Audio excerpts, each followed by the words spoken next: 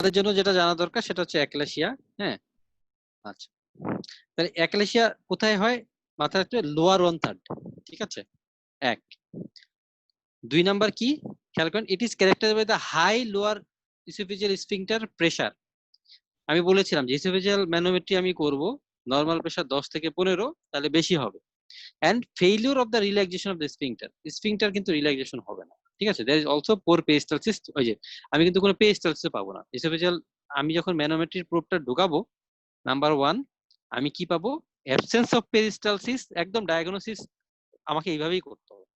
1 number হচ্ছে absence of peristalsis, 2 number হচ্ছে lower oesophageal প্রেসারটা হচ্ছে রেইজড। ঠিক আছে, 10 থেকে 15 বেশি হবে। আর 3 number failure of the relaxation of the sphincter, স্ফিংটারে রিল্যাক্স করতে পারবে। ঠিক আছে, এই আর কি। দেখেন আমি বলছি ইয়ং এজে হয়, হ্যাঁ, কত 30 থেকে 60।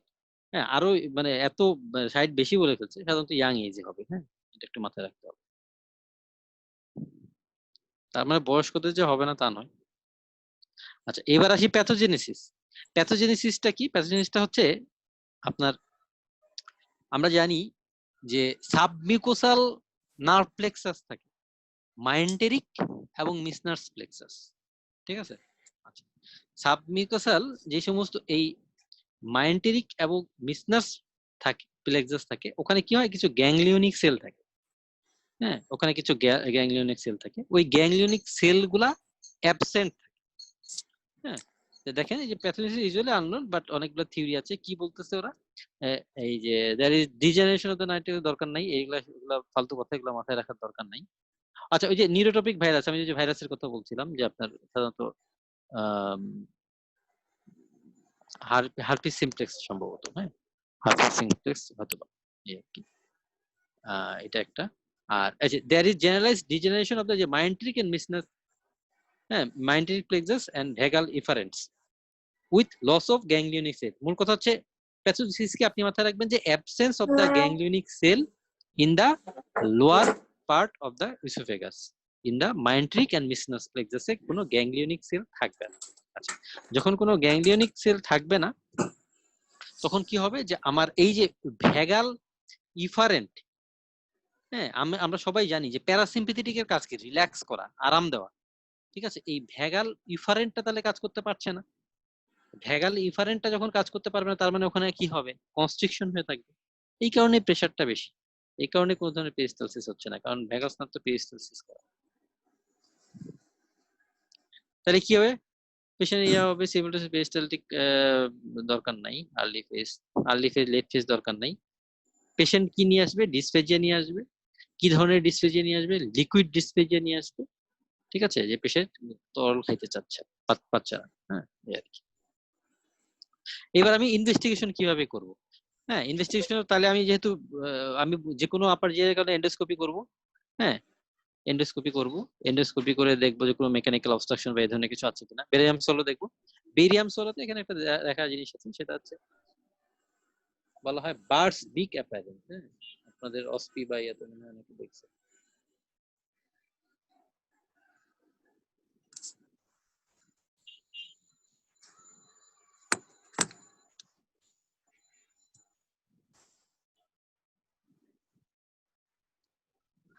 বার্ডস বিগ বা প্যারট বিগ।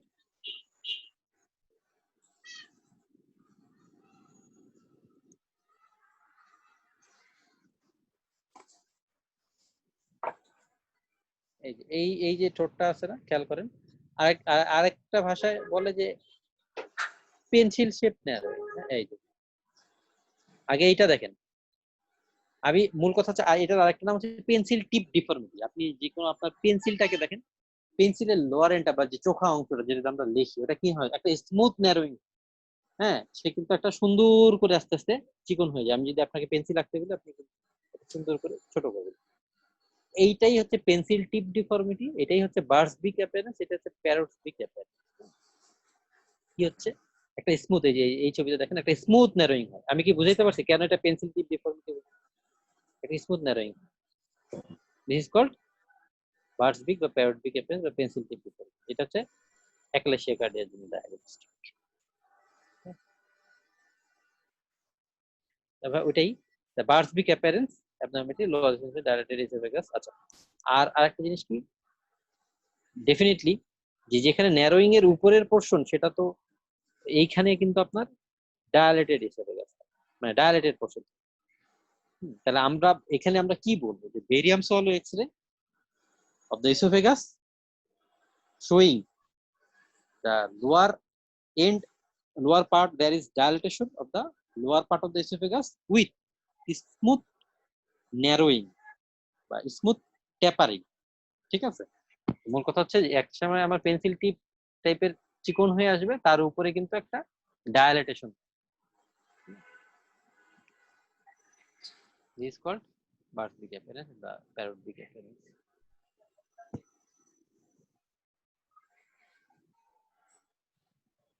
তো ওইটাই বলতেছে ভাইয়া, যে with dilated oesophagus typically there is no gastric abnormal লক্ষণ নেই, देयर इज এনি ফুড। আচ্ছা, রাইট। সেই সাথে আপনি যখন ইয়া করবেন আপার জি এন্ডোস্কোপিতে কি পাবেন, আপার জি এন্ডোস্কোপিতে ঠিক এই কথাগুলোই পাবেন। এক নাম্বার হচ্ছে একটা পর্যায়ে যাবে, একটা ন্যারোয়িং থাকবে, ন্যারোয়িং এর উপরে একটা ভালো রকমের ডায়ালেটেশন থাকবে, এবং ডায়ালেটেশনের ওখানে কি থাকবে, কন্টেন্ট থাকবে আনডাইজেস্টেড ফুড পার্টিকেল। কি থাকবে? Undigested food particle. ঠিক আছে, এই ফুড রেসিপিউটা কি থাকবে? আনডাইজেস্টেড হিসেবে কাজ, নো এমটিং এর দরকার। আর ম্যানোমেট্রি তো বুঝতেই পারতেছেন 10 থেকে 15 এর বেশি হবে। এটা হচ্ছে ডায়াগনস্টিক। কমপ্লিকেশনে আসেন, কমপ্লিকেশনে কি হচ্ছে, যেহেতু খাবারটা নিচে যাচ্ছে না, নকচারাল অ্যাসপিরেশন, যখন শুয়ে পড়বেন অ্যাসপিরেশন হবে, অ্যাসপিরেশন নিউমোনিয়া হবে, মানে লাংস রিলেটেড কমপ্লিকেশন হবে। হ্যাঁ, তাহলে লাংসে চলে গেলে ব্রঙ্কিয়াকটিসিস হবে, লাং অ্যাবসেস হবে। হ্যাঁ, 3% ক্ষেত্রে কার্সিনোমা হতে পারে। এগুলো একটু দেখতে হবে আমাদের।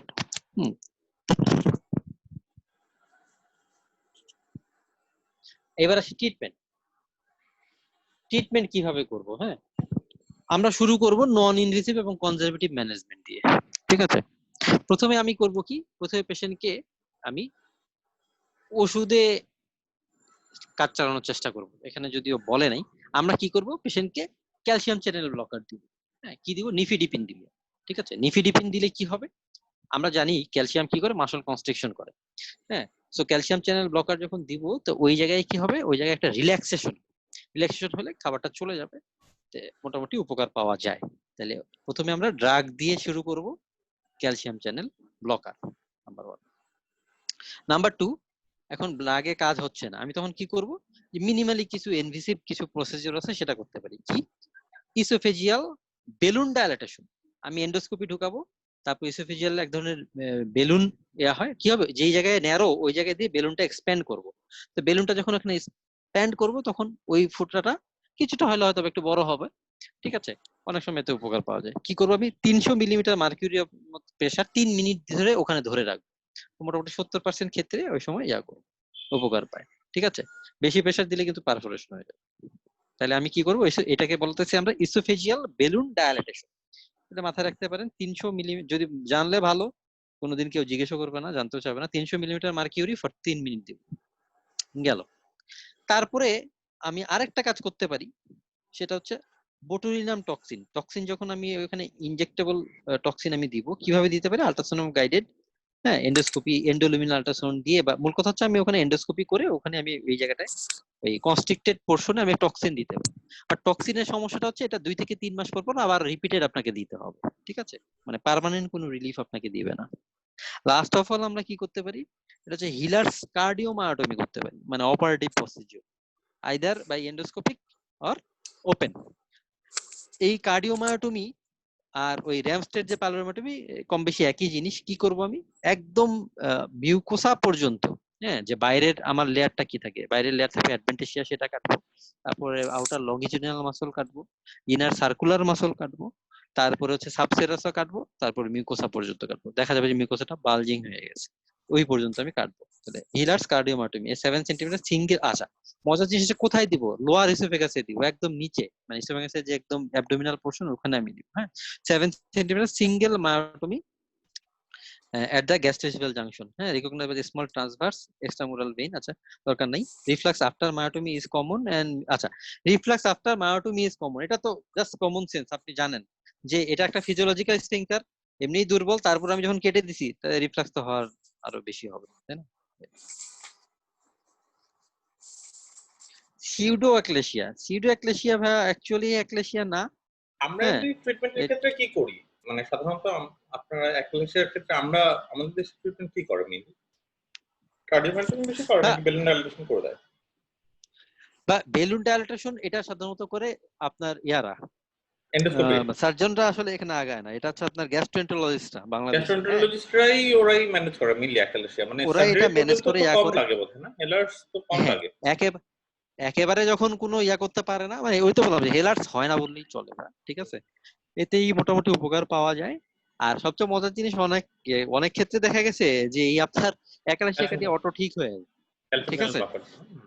হ্যাঁ, আবার অনেক সময় দেখা যায় অটো ঠিক হয়ে যায়, তা কনজারভেটিভ এবং এটা দিয়েই মোটামুটি কাজ চালানো যায়। আচ্ছা, দেখেন ডিফিউজ ইসোফেজিয়াল, আমি একটা বলছিলাম যে একটা ডিজিজের নাম হচ্ছে নাট ক্র্যাকার ইসোফেগাস, এই যে নাট ক্র্যাকার ইসোফেগাস, এটা আরেকটা নাম হচ্ছে ডিফিউজ ইসোফেজিয়াল স্পাজম।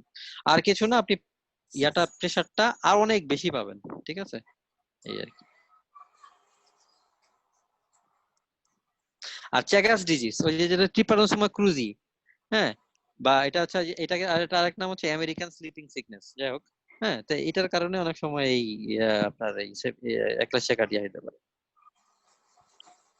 আচ্ছা, স্ক্লেরোডার্মা, একটা এমসিকিউ তে স্ক্লেরোডার্মা রিলেটেড পড়ছিলাম, হ্যাঁ, তা কি জিনিস এটা একটু দেখিনি, এটার আরেক নাম হচ্ছে সিস্টেমিক স্ক্লেরোসিস, হ্যাঁ, কি জিনিস এটা, of scleroderma patient 80% have oesophageal involvement, হ্যাঁ, oesophagitis is also seen in CREST syndrome, মেডিসিনের ওরা জানে ভালো, সরি, কি থাকবে, calcinosis, Raynaud's phenomenon, oesophagitis, scleroderma, telangiectasis, আমি জানি না ভাই এগুলো কি, and academic adynamic esophagus and gastroesophageal reflux lead to formation, ও আচ্ছা, তাহলে স্ক্লেরোডার্মাতে কি হয়, একটা ইসোফেজিয়াল স্ট্রাকচার তৈরি হয়, বাদ দেন, ঠিক এত আছে, অল্প স্ট্রাকচার করে তৈরি, আসলে মাথায় রাখবেন না। স্ক্লেরোডার্মা থাকলে হ্যাঁ, ইসোফেগাসে যে স্ট্রাকচার হতে পারে শেষ।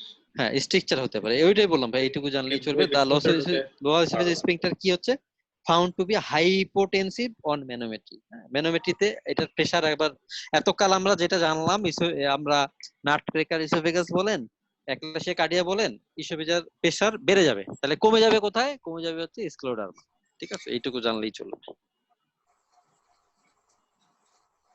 মেডিকেল ট্রিটমেন্ট ফর পার্শিয়াল ফান্ডোপ্লিকেশন করব আর কি। আচ্ছা, এবার চলে আসি ভাই পারফোরেশনে, ঠিক আছে, ইসোফেজিয়াল পারফোরেশন মোস্ট যেটা কমন কজ হচ্ছে অপারেটিভ, ঠিক আছে, কিভাবে হচ্ছে, এন্ডোস্কোপি করতে গিয়ে পারফোরেশন করে আমাদের কাছে পাঠায়, ঠিক আছে, এটা হচ্ছে মোস্ট কমন কজ। তাছাড়া কি হতে পারে, স্পন্টিনিউয়াস হইতে পারে। স্পন্টিনিউয়াস পারফোরেশন কখন হবে, যখন একজন মানুষ, কিছু কিছু মানুষ আছে যারা প্রচুর মানে আপনার খায় আর বমি করে, হ্যাঁ, ওই যে বুলিমিয়া নার্ভোসা, ঠিক আছে, যে খায় আর বমি করে, তো যারা এইসব খায় এবং খাওয়ার পর এই যে বমির অভ্যাস আছে, যখন বলা হয় যে ভমিটিং এগেইনস্ট ক্লোজ গ্লটিস, কথাটা হচ্ছে এটা, যখন কেউ বমি করবে ক্লোজ গ্লটিসে, তখন অনেক সময় চাপে স্পন্টেনিয়াস পারফোরেশন হতে পারে, ঠিক আছে। এটার মেডিকেল টার্মিনোলজির নাম কি, এটা হচ্ছে বোরহ্যাব সিনড্রোম। কি নাম, বোরহ্যাব সিনড্রোম। বোরহ্যাব কে ছিল, বোরহ্যাব ছিল একটা ডাচ বা নেদারল্যান্ডস এর একজন নেভাল একজন কমান্ডার। এই লোকের সমস্যা ছিল এটা, সে ছিল একজন গ্লুটন, হ্যাঁ, গ্লুটন মানে হচ্ছে যে বেশি খায়, তো এই লোক খাইতো আর বমি করতো, খাইতো আর বমি করতো, তা একসময় অটো এমিসিস করতো, সেটা বলা হয় অটো এমিসিস, মানে যারা বুলিমিয়া নার্ভাসা থাকে তারা তো খায় আর বমি করে, তো এই লোক খাইতে খাইতে আর বমি করতে করতে এক সময় হলো কি একদম অটো পারফোরেশন হয়ে গেল, এই জন্য ওর নাম, যেহেতু পারফোরেশন হলো, perforation followed by mediastinitis, mediastinitis is a very serious complication, the patient may die with it, ঠিক আছে, কারণ ওখান থেকে আপনার লাংস কলাপস করবে, নিউমোথোরাক্স হবে, হেমোথোরাক্স হবে, মানে সরি মানে আপনার পায়োথোরাক্স হবে, মানে অনেক কিছু, লাংস কম্প্রোমাইজ হবে, কার্ডিওভাস্কুলার কলাপস, এই যে দেখেন, this may lead to cardiovascular collapse হবে, পেশেন্ট মারা যাবে, হ্যাঁ, সো আপনি যদি এটা উইদিন 12 আওয়ার ম্যানেজ না করেন, হ্যাঁ, the patient may die, this is surgical emergency actually. The spontaneous perforation, এটার আরেক নাম বোরহ্যাব সিনড্রোম, যখন কেন হয়, অটো এমিসিস হয়, অটো এমিসিসের কারণে হয়, এটা খারাপ কেন, কার্ডিওভাস্কুলার কলাপস হয়, ঠিক আছে, এই আর কি। আর এই যে chest radiography typical shows pneumothorax, pneumothorax হবে, মিডিয়াস্টিনাল গ্যাস পাওয়া যাবে, প্লুরাল এফিউশন পাওয়া যাবে, এই আর কি। আর তাছাড়া পেনিট্রেটিং ইনজুরি যেটা বললাম যে হইতে পারে, এটা হচ্ছে আপনার মোস্ট কমন ইনজুরি হচ্ছে কেন, ওই যে হচ্ছে আপনার ইনস্ট্রুমেন্টাল, যেটা হচ্ছে আপনার ডিউরিং এন্ডোস্কোপি, ঠিক আছে। তাছাড়া এমনি ঘুষি টুসি খাইলে বা আরেকটা হচ্ছে ডিউ টু ম্যালিগনেন্সি, ওই যে বললাম ইসোফেজিয়াল কার্সিনোমা, সে নিজে যদি ফোটা হয়ে যায় তাহলে তো হইতেই পারে, তাই না? আর মূল সমস্যাটা কি? মিডিয়াস্টাইনাইটিস, মাথায় রাখবেন। Perforation mediastinitis is a dangerous condition that can lead to severe systemic disturbance, যে কার্ডিওভাস্কুলার কোলাপস হবে, কার্ডিওভাস্কুলার এবং লাংস রিলেটেড। কার্ডিওভাস্কুলার কোলাপস হবে, আর লাংস রিলেটেড এর মধ্যে যেটা হবে ওই যে নিউমোথরাক্স হবে, আর এই সমস্ত যে কার্ডিয়াক ডিসএরিথমিয়া, মানে পেশেন্ট মারা যাবে আর কি। খুব খারাপ জিনিস এটা।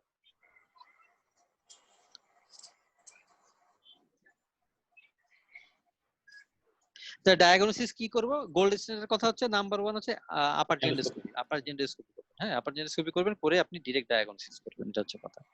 ঠিক আছে। তা আর্লি ডায়াগনোসিস হিসেবে পারমিশন রিডিউসেস দ্য রিস্ক। হ্যাঁ ওই যে যেটা বললাম যে আর্লি ডায়াগনোসিস 12 আওয়ার, 12 আওয়ারটা কথাটা মাথায় রাখবেন, যে পেশেন্ট 12 আওয়ারের কম, 12 আওয়ারের বেশি। 12 আওয়ারের কম হলে পেশেন্ট আমি সার্জিক্যালি ম্যানেজ করব, দ্রুত রিপেয়ার করে দিতে পারে। 12 এর বেশি হলে সেটা আমার সার্জিক্যালি ম্যানেজ করা যাবে না, সেটা আমাকে কনজারভেটিভ করতে হবে। কি করব? আমি একটা আপার ইসোফেজিয়াল একটা ফিস্টুলা বানাই দেব, উপরে একটা নেক দিয়ে একটা ফিস্টুলা বানাই দিব।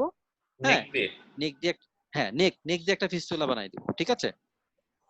নেক দিয়ে যখন আমি একটা ফিস্টুলা নেকে ভাইয়া, নেকে আমি একটা ইসোফেগাসের আপার পোর্শনটা একটা ফিস্টুলা কমিউনিকেশন করব। কেন? কারণ এই যে এই সিক্রেশন গুলা, এই কি হচ্ছে আমি দেখেন, আমি মিডিয়াস্টাইনামের সিক্রেশন গুলি আর অন্য কোথাও না গিয়ে এই আপার, রাইট, আমি কথা বলতেছি, আমার মুখে সিক্রেশন জমতেছে, আমি কিন্তু এটা ঢোক গিলে ফেলতেছি। কিন্তু যে এখানে ইসোফেজিয়াল পারফোরেশন কি হচ্ছে, এই সিক্রেশন গুলো কিন্তু চলে যাচ্ছে মিডিয়াস্টাইনামে, মিডিয়াস্টাইনাইটিস বাড়তেছে। সো মিডিয়াস্টাইনাইটিস আপনার মেইন টার্গেট হচ্ছে মিডিয়াস্টাইনাইটিস প্রিভেন্ট করা। তাহলে কি করবেন? আপনি একটা ফিস্টুলা বানাই দিবেন উপরে, সিক্রেশন গুলো উপর দিয়ে নিচে যাবে, ঠিক আছে। এবং সেই সাথে কি করবেন? একটা ওদিক দিয়ে ইসোফেগো গ্যাস্ট্রো, মানে ওখানে আপনি একটা টিউব ঢুকাবেন, ঠিক আছে। হ্যাঁ একটা টিউব দিবেন, ইসোফেজো জেজুনোস্টোমি টিউব দেবা, না সরি না কি বলবো আসলে কথাটা, মানে ওই দিক দিয়ে একটা টিউব দিবেন, টিউব দিয়ে টিউবটা একদম জেজুনাম পর্যন্ত চলে যাবে। টিউবটা যদি জেজুনাম পর্যন্ত চলে যায়, হ্যাঁ ইসোফেজো জেজুনাল টিউব, রাইট, ইসোফেজো জেজুনাল টিউব দিবেন। টিউব দিলে কি ওদিক দিয়ে আপনি তখন আপনি এন্টেরাল ফিডিং দিতে পারতেছেন। এর মধ্যে আস্তে আস্তে পেশেন্টের কন্ডিশন উন্নত হবে, পেশেন্ট রিসাসিটেট হবে, পেশেন্ট একটু ভালো হবে। দেন আপনি একটা ডিলেইড যেটা একটা ক্লোজার করবেন, ঠিক আছে। এটা হচ্ছে আপনার মেইন প্রিন্সিপাল। তো ওকে, এবার আসি তা ডায়াগনোসিস কিভাবে করব, ইসোফেজিয়াল পারফিউশন করব।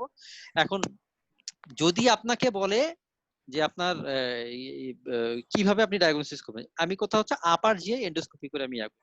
কিন্তু যদি আমি কোনো আপার জিআই এন্ডোস্কোপি না করতে পারি, হ্যাঁ একদম যদি কনফার্মেটরি যদি আমি একটা ডায়াগনোসিস চাই, সেক্ষেত্রে আমি একটা মানে একটা ওয়াটার সলিউবল মানে গ্যাস্ট্রোগ্রাফি ইয়া দিয়ে কন্ট্রাস্ট করতে পারি। হ্যাঁ, তা আর্লি ডায়াগনোসিস যদি দেখি মিডিয়াস্টাইনাম চলে যাচ্ছে তাই, তাহলে কনফার্ম করি। হ্যাঁ এখন দেখেন, a plain chest radiograph can show pleural effusion, pneumo mediastinum subcutaneous emphysema এত 90% অফ দ্য পেশেন্ট। হ্যাঁ ওই যে বললাম যে যখনই আপনার ওখানে পারফোরেশন হয়ে যাবে, ফ্লুইড ওখানে মিডিয়াস্টাইনামে গেলেই শুরু হয়ে যাবে কাহিনী। প্লুরাতে কি হবে? প্লুরাল ইফিউশন হবে। আর কি হবে? নিউমোথোরাক্স হবে। সেদিক দিয়ে আবার কার্ডিওভাস্কুলার কোলাপস হবে, কার্ডিয়াক অ্যারিথমিয়া হবে। মানে আপনি যা যা অর্গান কল্পনা করেন, বুক হার্টের, মানে আপনার সব সব ইয়া করবে। A contrast study remains the gold standard, right. যদি জিজ্ঞেস করে গোল্ড স্ট্যান্ডার্ড কি, গোল্ড স্ট্যান্ডার্ড বলতে হবে আপনার গ্যাস্ট্রোগ্রাফিন। আর যদি জিজ্ঞেস করে ইনভেস্টিগেশন অফ চয়েস কি, ইনভেস্টিগেশন অফ চয়েস হচ্ছে আপনার আপার জি এন্ডোস্কোপি, এটা মাথায় রাখবেন। এন্ডোস্কোপি করে রিপেয়ার করা যায় না, এন্ডোস্কোপিক্যালি রিপেয়ার করা যায় না পারফরমেশন। না ভাই, এন্ডোস্কোপিক্যালি রিপেয়ার যায় কিনা আমি জানি না, আমি শুনি নাই, বলতে পারছি না আসলে। ঠিক আছে, দা ডায়াগনোসিস পারফরমেন্স দা গোল্ড স্ট্যান্ডার্ড হচ্ছে কি আপনি এটা মাথায়, এটা কিন্তু একটা এমসিকিউ, হ্যাঁ প্রায় মাঝে মাঝে জিজ্ঞেস করে যে আপনি যদি কোয়ান্টাস স্টাডি করেন সেটা কিন্তু গোল্ড স্ট্যান্ডার্ড। হ্যাঁ কিন্তু গোল্ড স্ট্যান্ডার্ড তো সবসময়, কারণ হ্যাঁ আর ইনভেস্টিগেশন চয়েস হচ্ছে আপনার, হ্যাঁ আচ্ছা সিটি করতে পারেন। হ্যাঁ এই আর কি, যদি কোনো ডায়াগনোসিস না করতে পারে। এবার আসেন ট্রিটমেন্ট কি, ওই যে যেটা বললাম রিসাসিটেশন, অ্যাডভান্স রিসাসিটেশন। হ্যাঁ কি করব? রিসাসিটেশন করব, নীল বাউল রাত হবে, বডি স্ক্যান ইন্টারভেট দা প্যাটার্ন বা পিপিআই অ্যানালিসিস দিলাম। হ্যাঁ রিসাসিটেশন করলাম পেশেন্টকে।